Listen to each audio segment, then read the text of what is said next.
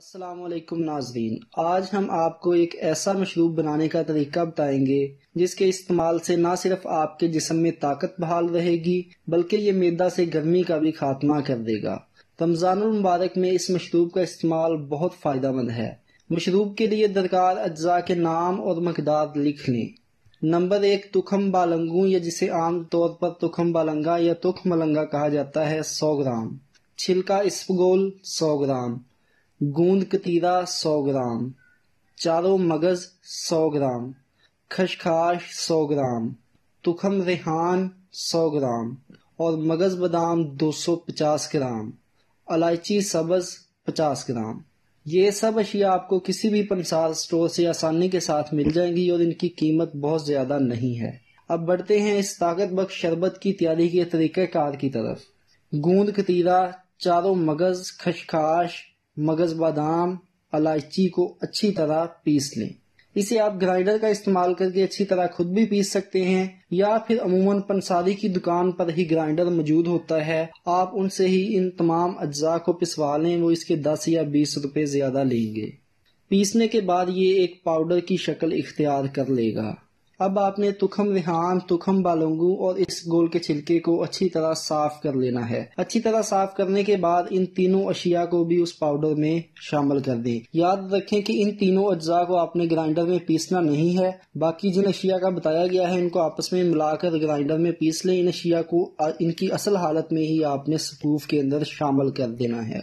لیں جی، یہ آپ کا نسخہ تیار ہے۔ اب چلتے ہیں اس کے استعمال کے طریقہ کار کی طرف۔ اس دوا کے 2 چمچ ایک بڑے گلاس دودھ میں بھگو دیں۔ اگر دودھ دستیاب نہ ہو تو اسے پانی کے ساتھ بھی استعمال کیا جاتا ہے۔ پانی کی صورت میں بھی دوا کے 2 چمچ ہی آپ نے پانی میں بھگونے ہیں۔ اس کے 1 گھنٹہ کے بعد اس پانی میں کوئی بھی شربت جیسے کہ شربت سندل، روح افزا یا جامع شیریں وغیرہ حسب ذائقہ اس میں ڈال لیں۔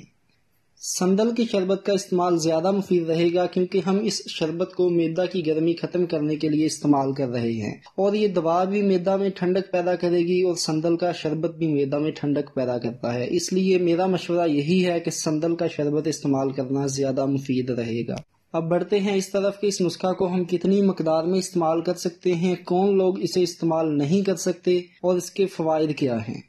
موسم گرما میں گرمی کی شدت اور پسینہ کی زیادتی سے ہونے والی کمزوری کے لیے یہ ایک لاجواب دوا ہے۔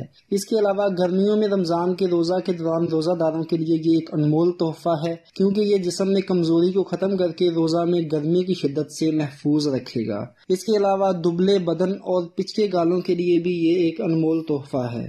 اس کے مسلسل استعمال سے تمام گرم امراض کا خاتمہ ہو سکتا ہے اور جسم بھی صحت مند ہو جائے گا۔ گرم لکوریا اور مردوں میں سرعت انزال اور جسمانی کمزوری کے لیے بھی یہ ایک بے ضرر مرکب ہے۔ اس کا کوئی بھی سائیڈ افیکٹ نہیں ہے اور اس دوا کا مزاج تر سرد یعنی کہ ٹھنڈا ہے۔ اب بتاتے ہیں کہ اس کی کتنی خوراک استعمال کی جا سکتی ہے۔ ایک جوان آدمی اس دوا کے 3 سے 6 بڑے چمچ روزانہ استعمال کر سکتا ہے، یعنی کہ اگر آپ اس کے 4 چمچ روزانہ استعمال کرنا چاہتے ہیں تو اسے آپ 2 بار استعمال کر سکتے ہیں، دن میں 2 چمچ کر کے اسے دودھ میں بھگو دیں اور اس کے 1 گھنٹے بعد جیسا کہ طریقہ کار بتایا گیا ہے شربت تیار کر کے پی لیں۔ اور اب بڑھتے ہیں کہ کون سے لوگ اس دوا کو استعمال نہیں کر سکتے۔ وہ لوگ جو بلغمی اور ٹھنڈے مزاج کے ہیں وہ اس نسخہ کا استعمال نہ کریں کیونکہ اس نسخہ کی تاثیر بہت زیادہ ٹھنڈی ہے۔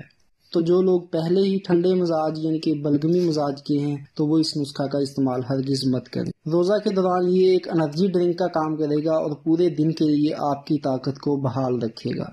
اور اگر آپ خون کی کمی کا شکار ہیں تو اس کے لیے بھی ایک نسخہ اپلوڈ کر دیا گیا ہے جسے دیکھنے کے لیے اس ویڈیو پر کلک کریں اور ہمارے چینل اصول صحت کو لازمی سبسکرائب کر دیں تاکہ ہر روز آنے والی نئی ویڈیو کا نوٹیفیکیشن آپ تک بر وقت پہنچ سکے۔ اور اگر آپ موٹاپے کی وجہ سے پریشان ہیں تو پریشان نہ ہوں، اس کا بھی بہترین دیسی علاج موجود ہے جسے دیکھنے کے لیے اس ویڈیو پر کلک کریں۔